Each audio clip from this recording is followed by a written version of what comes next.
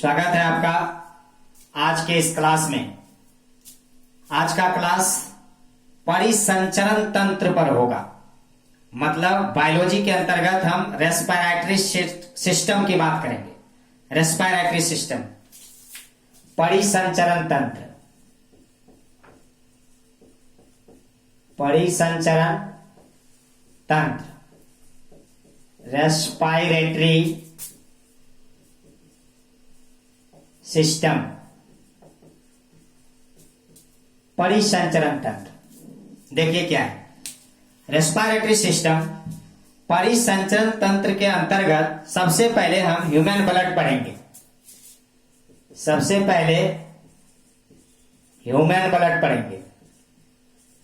Human blood कितने प्रकार के होते हैं, इससे की संख्या को किससे मापते हैं, पीएच क्या होता है, डब्ल्यूबीसी क्या होता है, ब्लड प्लेटलेट्स क्या होता है, नहीं प्लाज्मा क्या होता है, सीरम क्या होता है, इन सारी बातों की चर्चा आज हम इस क्लास के अंतर्गत करेंगे। तो सर्वप्रथम हम रेस्पिरेटरी सिस्टम के अंतर्गत ह्यूमन ब्लड पढ़ते हैं। ह्यूमन ब्लड क्या है? ब्लड मतलब खून। क्या है? ब्लड एक कनेक्टिव टिश्यू है, जिसे आप हिंदी में कहते हो तरल संयोजी उत्तक है। याद रखिएगा, इसका पॉइंट वाइज हम करते चले जाएंगे, क्योंकि एग्जाम में पूछेगा कि यह क्या है।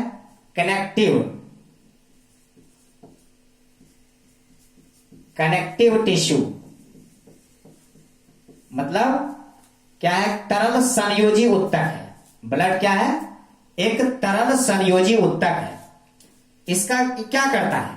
ये भोजन, विटामिन, खनिज लवण, ऑक्सीजन, कार्बन डाइऑक्साइड मतलब इत्यादि को क्या करता है? निर्दिष्ट स्थान पर पहुंचाता है। जिसका जहां जगह है, जिसको बाहर निकालना है उसको बाहर करेगा, जिसको अंदर देना है अंदर करेगा। मतलब उसको निर्दिष्ट स्थान पर पहुंचा देता है। कौन? ब्लड। ब्लड क्या है कि एक स्वस्थ मनुष्य में, ब्लड एक स्वस्थ मनुष्य में लगभग 5 से 6 लीटर होता है। एक स्वस्थ मनुष्य में ब्लड कितना होता है? लगभग 5 से 6 लीटर। समझ रहे ना? लेकिन महिलाओं में पुरुषों की तुलना में ब्लड ½ लीटर कम होता है। क्लियर है? महिलाओं में है ना, यानी फीमेल में, महिलाओं में पुरुषों की तुलना में ½ लीटर ब्लड कम होता है। क्लियर है? कि यदि पुरुष में मान लिया जाए 4 लीटर ब्लड है पुरुष में, तो महिलाओं में 3.5 लीटर ब्लड होगा, यानी ½ लीटर कम होगा। ब्लड का पीएच स्केल, नहीं पोटेंशियल ऑफ हाइड्रोजन, पीएच होता है 7.4। 7 से प्लस हो गया। जब हम पीएच पढ़ाएंगे आपको हम बताएंगे क्लियरली, तो ये हो जाता है क्षारीय। नहीं, ब्लड का पीएच होता है 7.4 और इसका प्रकृति होती है क्षारीय। नहीं, ब्लड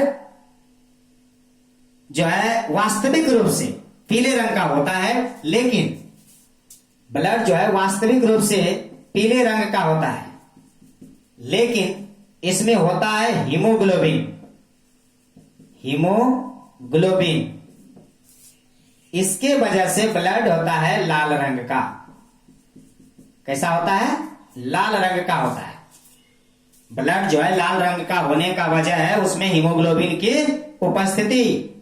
समझ रहे ना? उसकी हीमोग्लोबिन की उपस्थिति। वैसे तो ब्लड का निर्माण जो है भ्रूण के मीसोडर्म में भी होता है, लेकिन हमेशा याद रखिएगा ब्लड का निर्माण यानी रुधिर का निर्माण भ्रूण के मीसोडर्म से होता है। एग्जाम में यदि आ जाए मीसोडर्म, नहीं रुधिर का निर्माण किससे होता है? तो भ्रूण के मीसोडर्म से। किससे? याद रखिएगा किससे होगा? तो भ्रूण के मीसोडर्म से ब्लड का निर्माण होता है। समझते चलिएगा चीजों को। मानव शरीर में जो रक्त है उसकी मात्रा शरीर के भार का लगभग, यदि पूछता है मानव शरीर में रक्त की जो मात्रा होगी वो शरीर के भार का 7% होता है। मानव शरीर में रक्त की मात्रा कितनी होती है? तो शरीर के भार का 7% होता है। ब्लड जो है दो प्रकार के पदार्थ पाए जाते हैं ब्लड में। जैसे एक होता है प्लाज्मा, एक होता है रुधिराणु, जिसको आप ब्लड कॉर्पसल्स कहते हो। इसको ब्लड कॉर्पसल्स कहते हो। ब्लड में दो प्रकार के पदार्थ पाए जाते हैं। ब्लड में दो प्रकार के पदार्थ पाए जाते हैं, जिसमें एक होता है प्लाज्मा और दूसरा होता है कॉर्पसल्स। यानी ये कॉर्पसल्स मतलब रुधिराणु। क्लियर है? ब्लड में दो प्रकार के पदार्थ पाए जाते हैं, प्लाज्मा और कॉर्पसल्स यानी रुधिराणु। तो सर्वप्रथम प्लाज्मा देखते हैं कि प्लाज्मा क्या है। प्लाज्मा हल्के पीले रंग का रक्त का ही तरल भाग होता है, लेकिन हल्के पीले रंग का होता है, एकदम हमेशा याद रखिएगा। हम पहले पढ़ते हैं प्लाज्मा के बारे में। प्लाज्मा क्या होता है कि हल्के पीले रंग का रक्त का ही एक भाग होता है, बात समझे ना, जिसमें 90% प्रोटीन ये जल होता है, जिसमें 90% जल होता है, 7% प्रोटीन होता है। किसमें? प्लाज्मा में 90% जल, 7% प्रोटीन, 0.9% लवण होता है। 0.9% लवण, 0.9% लवण होता है और 0.1% ग्लूकोज होता है। क्लियर है? प्लाज्मा में हमेशा ध्यान रखिएगा, प्लाज्मा में 90% जल, 7% प्रोटीन, 0.9% लवण और 0.1% क्या होता है? ग्लूकोज होता है। और भी शेष पदार्थ होता है, लेकिन बिल्कुल कम मात्रा में। क्वेश्चन आता है कि प्लाज्मा में जल कितना होगा, तो कहिएगा 90%। प्रोटीन कितना होगा, तो 7%। क्लियर है? प्लाज्मा के कार्य क्या है? इसके हम कार्य की बात करते हैं। इसके कार्य क्या है? प्लाज्मा के कार्य क्या है? कार्य इसकी बात करते हैं।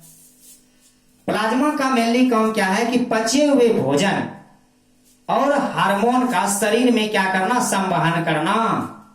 प्लाज्मा के कार्य हैं कि पचे हुए भोजन और हार्मोन्स का शरीर में क्या करना? संवहन करना। भोजन और हार्मोन, पचे हुए भोजन और हार्मोन का शरीर में संवहन करना किसका कार्य है? प्लाज्मा का कार्य है। समझ रहे हैं? किसका? प्लाज्मा का। आपने सुना होगा सीरम का नाम, एग्जाम में पूछा गया है। सीरम क्या होता है? सीरम क्या होता है, इसकी चर्चा हम करते हैं। सीरम ये क्या होता है? प्लाज्मा में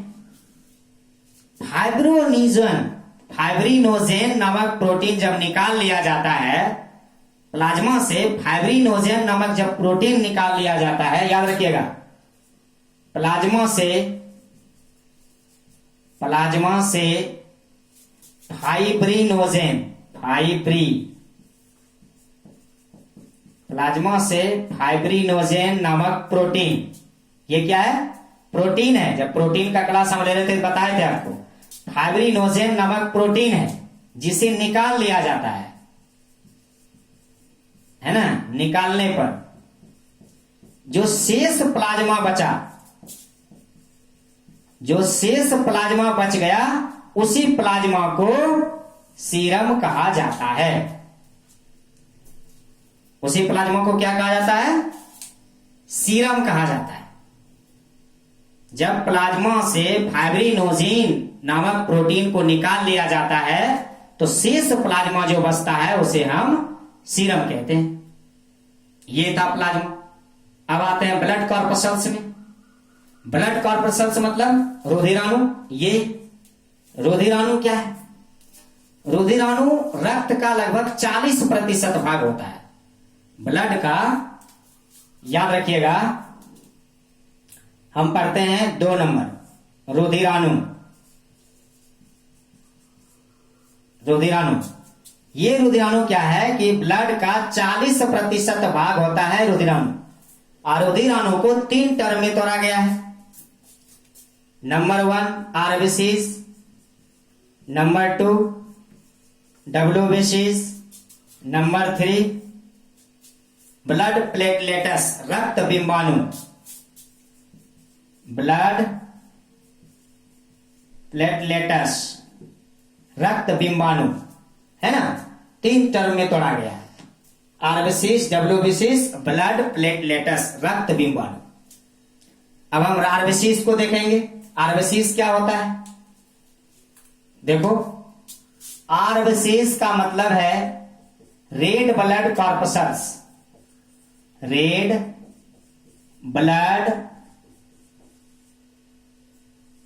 कॉर्पस्कल्स नहीं, या इसी को इरिथ्रोसाइट कहते हैं, या इसी को इरिथ्रोसाइट क्या कहते हैं? इरिथ्रोसाइट कहते हैं। रेड ब्लड कॉर्पस्कल्स या इसी को इरिथ्रोसाइट कहते हैं। समझे? तो होता क्या है कि जो लाल देख रहे हैं, लाल रक्त कण जो आप देख रहे हैं, इसकी हीमोग्लोबिन का होना मैंने आपको शुरू में बताया है। वास्तविक में पीला, लेकिन लाल रक्त होने का वजह है हीमोग्लोबिन का होना। हीमोग्लोबिन है, इस वजह से इसे लाल कहा जाता है। हीमोग्लोबिन में आपने सुना होगा, हीमोग्लोबिन में लोहा धातु होता है। हीमोग्लोबिन में क्या होता है? लोहा, जो हिमैटिन के रूप में पाया जाता है हीमोग्लोबिन में। अक्सर होता है कि स्तनधारी के रक्त कण उभयावतल होते हैं। नहीं, स्तनधारियों के रक्त कण क्या होते हैं? उभयावतल होते हैं। क्वेश्चन एग्जाम में पूछा जाता है, स्तनधारियों के रक्त कण क्या होते हैं? उभयावतल होते हैं। स्तनधारियों के रक्त कण उभयावतल होते हैं, साथ ही साथ उसके रक्त में केंद्रक नहीं होते। केंद्रक नहीं पाया जाता, लेकिन अपवाद में याद रखिएगा, लेकिन अपवाद में होता है ऊंट और लामा। ऊंट और लामा अपवाद में है ना। केंद्रक होता नहीं है, लेकिन ऊंट और लामा को छोड़कर किसी भी स्तनधारी में केंद्रक नहीं पाया जाता। आरबीसीज का जो निर्माण किया जाता है, इसका निर्माण हमारे शरीर में अस्थि मज्जा में होता है। आरबीसीज का निर्माण कहां होता है? अस्थि मज्जा में। इसी को कहते हैं bone marrow. Bone marrow direct exam में पूछ लिया जाता है, बोन मैरो ही लिख दिया जाता है। ध्यान दीजिएगा, अस्थि मज्जा में होता है, यानी बोन मैरो में आरबीसीज का निर्माण होता है। लेकिन कंडीशन है, गर्भस्थ शिशु में इसका निर्माण पीलिहा एवं यकृत में होता है। याद रखिएगा, एकदम कंफ्यूजन करेगा। गर्भस्थ शिशु में, गर्भस्थ शिशु में इसका निर्माण पीलिहा, जिसे आप स्प्लीन कहते हो, तिल्ली कहते हो, एवं यकृत यानी जिसको लीवर कहते हो, यकृत में होता है। क्लियर है? गर्भस्थ शिशु में इसका निर्माण कहां होगा? पीलिहा एवं यकृत में होता है। वैसे आरबीसीज का निर्माण अस्थि मज्जा यानी बोन मैरो में होता है। इसकी मृत्यु की यदि बात करें, आरबीसीज की मृत्यु का, तो इसकी मृत्यु पीलिहा या यकृत में होती है।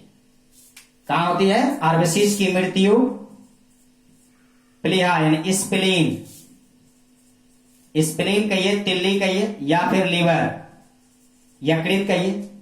आरबीसीज की मृत्यु पीलिहा एवं यकृत में, पीलिहा एवं यकृत में होता है। क्लियर हो रहा है? प्रोटीन का वैसे प्रोटीन आरबीसीज का वैसे तो निर्माण का होता है अस्थि मज्जा में, लेकिन आरबीसीज के निर्माण में प्रोटीन, आयरन, विटामिन, है ना, ये सब भी उसको सहायता करता है। प्रोटीन, ये विटामिन के निर्माण में प्रोटीन हुआ, आयरन हुआ, विटामिन B12 हुआ, विटामिन B11 हुआ, ये सब भी उनको सहायता करते हैं आरबीसीज के निर्माण में। क्लियर हो रहा है? आरबीसीज का जीवन काल 20 से 120 दिन, दैट इज वेरी इंपॉर्टेंट, पूछा गया है क्वेश्चन। आरबीसीज का जीवन काल 20 से 120 दिन होता है। पुरुषों में 1 घन मिलीलीटर में 50 लाख रक्त कण और महिलाओं में 45 लाख रक्त कण होता है। याद रखिएगा, 1 घन मिलीमीटर में, 1 घन मिलीमीटर में पुरुषों में, मेल में 50 लाख रक्त कण होता है और फीमेल में 45 लाख रक्त कण होती है। क्लियर है? 1 घन मिलीमीटर में पुरुषों में 50 लाख रक्त कण और महिलाओं में 45 लाख रक्त कण होता है। क्लियर है? आरबीसीज यदि मनुष्य के शरीर में सामान्य से कम हो जाए तो आपने एनीमिया का नाम सुना होगा, रक्ताल्पता हिंदी में कहते हैं। नहीं, यदि मनुष्य में आरबीसी सामान्य से कम हो जाए उसे एनीमिया रोग हो जाता है, रक्ताल्पता हो जाता है। सामान्य से यदि कम हो जाए, नहीं, सामान्य से आरबीसी कम हो जाए, आरबीसी कम हो जाए तब उसे एनीमिया रोग हो जाता है। नहीं, यदि सामान्य से आरबीसी जो है कम हो जाता है, क्या होता है? एनीमिया।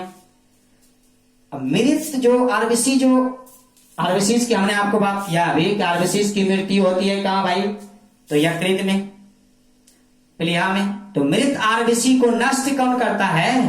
तो मृत आरबीसी को नष्ट करने के लिए 2 कोशिकाएं होती है जो यकृत में होता है, कुप्फड़ कोशिकाएं। जब लीवर हम पढ़ा रहे थे तो उसमें बताए थे कि यकृत में कुप्फड़ कोशिकाएं होता है जो मृत आरबीसी का नष्ट करती है।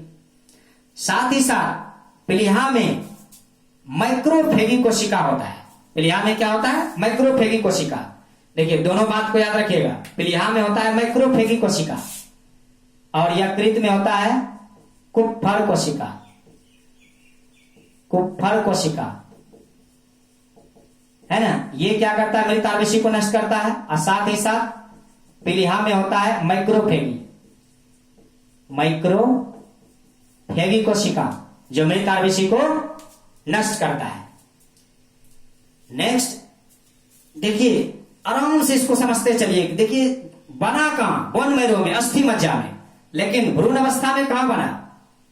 गर्भस्थ शिशु में भ्रूण अवस्था में कहां बना? यकृत और प्लीहा में बना। अब मृत कहां हुआ? तो प्लीहा और यकृत में हुआ। तो मृत कौन? मृत आरबीसी को कौन नष्ट कर रहा है? तो यकृत की कुप्फड़ कोशिकाएं और प्लीहा का माइक्रोफेगी कोशिकाएं। चीजों को देखते चलेंगे।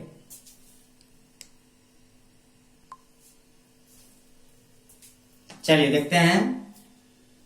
कहता है यदि मानव के शरीर में रक्त की अपर्याप्त आपूर्ति हो जाए, नहीं, तब हम इसे क्या कहेंगे? इस्कीमिया कहेंगे।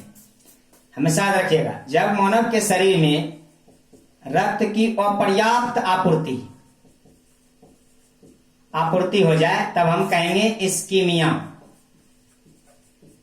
हमेशा याद रखिएगा, मानव शरीर के रक्त की कमी हुआ, सामान्य से कम हो गया तो उसे एनीमिया, अपर्याप्त आपूर्ति हो गया तब हम उसे इस्कीमिया कहेंगे। क्लियर है? तो क्या कहेंगे? इस्कीमिया कहेंगे। ध्यान दीजिएगा, मानव शरीर में खून को रोकने के लिए आमतौर पर पोटास एलम का प्रयोग किया जाता है। पोटास एलम का नाम सुना होगा आपने। मानव शरीर में खून का जो बहाव होता है, जब कभी कोई अंग कट गया बहने लगता है तो पोटास एलम का भी प्रयोग किया जाता है। पोटास एलम को आप जैसे फिटकरी कहते हो, फिटकरी का कभी कभी फॉर्मूला पूछ लिया जाता है, K2SO4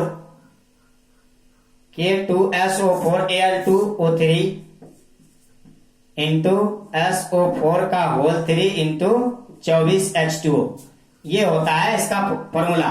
इसमें क्वेश्चन आता है कि बताइए फिटकरी में कितना बूंद जल होता है? तो आप कहिएगा 24 बूंद जल होता है।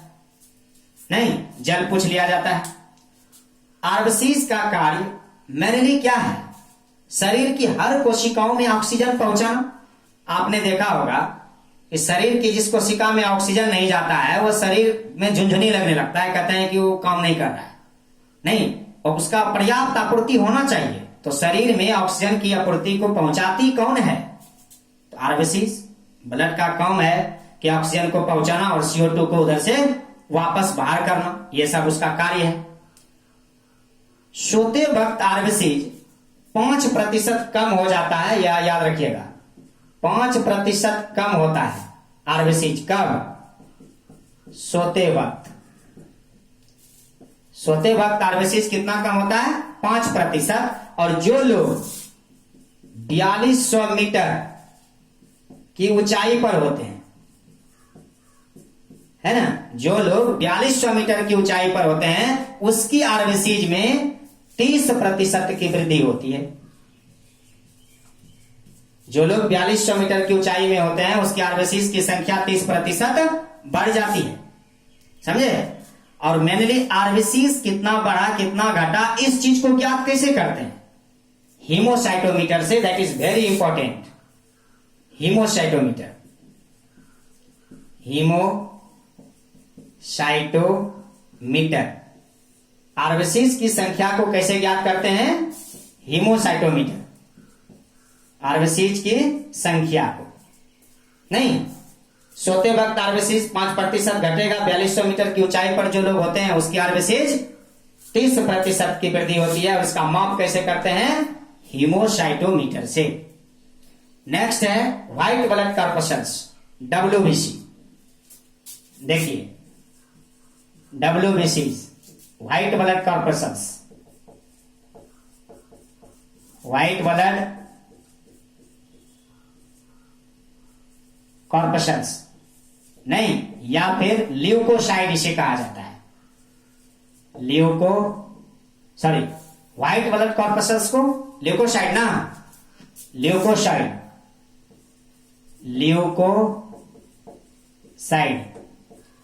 व्हाइट ब्लड कॉर्पसल्स को ल्यूकोसाइड और रेड ब्लड कॉर्पसल्स को एरिथ्रोसाइड कहा जाता है। क्लियर है? अब देखिए व्हाइट ब्लड कॉर्पसल्स क्या होता है। यह आकार में आरबीसी से बड़ी होती है। आरबीसी से यह आकार में क्या होता है? बड़ा होता है। आरबीसी से बड़ी होती है। कौन? ये आरबीसी से बड़ी होती है व्हाइट ब्लड कॉर्पसल्स। साथ ही साथ 1 घन मिलीमीटर में इनकी संख्या 5 से 10,000 होती है। 1 घन मिलीमीटर में इसकी संख्या, 1 घन मिलीमीटर में इसकी संख्या 5 से 10,000 नहीं, आरबीसीज की संख्या 50 लाख थी, याद रखिएगा, और ये 5 से 10,000 होती है। साथ ही साथ यदि आरबीसीज एवं WBC का अनुपातिक वैल्यू देखा जाए, आरबीसीज 600 और ये 1, यानी कि 600 अनुपात 1 होता है ना। WBC में नाभिक भी पाया जाता है और साथ ही साथ इसमें हीमोग्लोबिन नहीं होता है। हमने बताया था कि आपको यदि हीमोग्लोबिन होगा तो लाल होगा, इसमें हीमोग्लोबिन होता नहीं है। यही कारण है इसे सफेद रक्त कण कहते हैं। सफेद रक्त होता है WBC, व्हाइट ब्लड होता है। क्यों? क्योंकि इसमें हीमोग्लोबिन नहीं होता है। इसका भी निर्माण अस्थि मज्जा में होता है। आरबीसी का निर्माण अस्थि मज्जा में होता था। WBC का निर्माण अस्थि मज्जा के साथ साथ लिम्फ नोड में भी होता है। निर्माण कहां होता है? अस्थि मज्जा के साथ साथ कहां? लिम्फ नोड में, है ना। आरबीसी के साथ साथ इसका निर्माण कहां होता है? लिम्फ नोड में होता है। अर्थात WBC का निर्माण अस्थि मज्जा यानी लिम्फ नोड में होता है। क्लियर है? आकार और रचना में WBC अमीबा के समान होता है। याद रखिएगा, आकार और रचना में WBC किसके समान होगा? अमीबा के समान। किसके समान? अमीबा के समान होता है आकार और रचना में WBC। हमेशा के लिए याद रखिएगा, भूलिएगा नहीं। इसका मुख्य कार्य क्या होता है? शरीर में रोगों के संक्रमण से बचाना। शरीर पर यदि कोई बैक्टीरिया का आक्रमण हुआ तो उसको उससे बचाना, संक्रमण से बचाना, नहीं बैक्टीरिया के आक्रमण से बचाना, बैक्टीरिया के आक्रमण से बचाना, अटैक से बचाना, आक्रमण से बचाना, बैक्टीरिया के आक्रमण से बचाना, नहीं बैक्टीरिया के आक्रमण से बचाया जाता है। किसको? WBC मनुष्य को बचाता है बैक्टीरिया के आक्रमण से। WBC अधिकांश भाग न्यूट्रोफिल्स का बना होता है, लगभग यूं के ये 60 से 70%। WBC का अधिकांश भाग न्यूट्रोफिल्स कोशिकाओं का बना होता है, न्यूट्रोफिल्स कोशिकाओं का बना होता है, न्यूट्रोफिल्स कोशिकाओं का बना होता है लगभग 60 से 70%। नहीं, न्यूट्रोफिल्स कोशिकाओं का WBC बना होता है और यही न्यूट्रोफिल्स कणिकाएं क्या करती है? रोगाणुओं तथा जीवाणुओं का भक्षण करती है और हमारे शरीर को रोग मुक्त रखती है। बस समझ रहे ना? रोगाणु और जितना भी रोगाणु है, जीवाणु है, सबकी भक्षण करती है न्यूट्रोफिल्स कोशिकाएं और हमें क्या करती है? शरीर को जो है रोगों से मुक्त रखती है। इनका जीवन काल, WBC का जीवन काल 2 से 4 दिन होता है, 2 से 4 दिन होता है, याद रखिएगा। WBC का जीवन काल कितना होता है? 2 से 4 दिन होता है। समझ रहे हैं ना? नेक्स्ट देखेंगे रक्त बिंबाणु, ब्लड प्लेटलेट्स। चलिए नेक्स्ट एवं लास्ट है रक्त प्लेटलेट्स, रक्त बिंबाणु। क्वेश्चन खत्म होने के बाद एक क्वेश्चन हम आपसे पूछेंगे, आपको जवाब देना है। रक्त बिंबाणु, बिंबाणु है ना? ब्लड प्लेटलेट्स, रक्त बिंबाणु क्या है? रक्त बिंबाणु को ही थ्रोम्बोसाइट कहते हैं, याद रखिएगा। इसे थ्रोम्बोसाइट्स कहते हैं, इसे थ्रोम्बोसाइट्स कहते हैं रक्त बिंबाणु को। यह केवल मनुष्य एवं और जो स्तनधारी है, कुछ अन्य स्तनधारियों में पाए जाते हैं। ब्लड प्लेटलेट्स मनुष्य में तो पाए जाते हैं, साथ ही साथ कुछ स्तनधारी में भी पाए जाते हैं। इसमें केंद्रक नहीं होते, ब्लड प्लेटलेट्स में केंद्रक नहीं होते। इसका निर्माण होता है अस्थि मज्जा में, याद रखिएगा। ब्लड प्लेटलेट्स का निर्माण कहां होगा? अस्थि मज्जा में, और इसमें केंद्रक नहीं होते। केंद्रक ब्लड प्लेटलेट्स में केंद्रक नहीं होते। ब्लड प्लेटलेट्स में क्या होता है? केंद्रक बिल्कुल नहीं होता है। इसके जीवन काल की यदि बात करें, WBC 2 से 4 दिन, लेकिन रक्त बिंबाणु ब्लड प्लेटलेट्स 3 से 5 दिन होता है इसका जीवन काल, है ना? इसका जीवन काल 3 से 5 दिन होता है। साथ ही साथ इनकी भी मृत्यु प्लीहा में होती है। ब्लड प्लेटलेट्स की मृत्यु कहां होती है? प्लीहा में।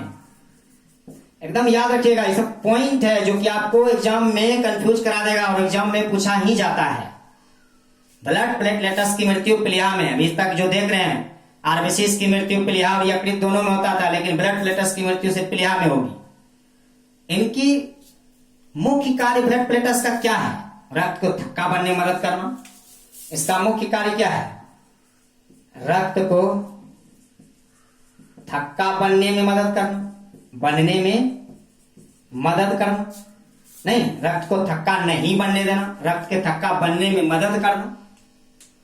नहीं, रक्त का थक्का जो नहीं बनता है उसको बनाता है, मदद करता है कि जल्दी से बन जाए ताकि रक्त बहे नहीं। इसकी मात्रा प्रति घन मिलीलीटर में, है ना, 1.5 से 4 लाख तक होती है। 1 घन मिलीलीटर में, मिलीमीटर में, है ना, 1.5 से 4 लाख तक होती है। कितना होती है? 1.5 से 4 लाख तक होती है। जबकि आपने पढ़ा WBC 1 घन मिलीलीटर में कितना होता है? 5 से 10,000। लेकिन ये 1 घन मिलीमीटर में 1.5 से 4 लाख तक इसकी संख्या माना गया है।